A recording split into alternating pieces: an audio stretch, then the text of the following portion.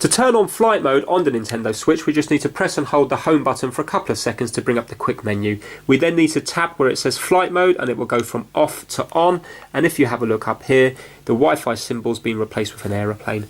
When you turn on flight mode, you're going to disable the Bluetooth, the Wi-Fi and also the NFC reader, which is the Amiibo reader here.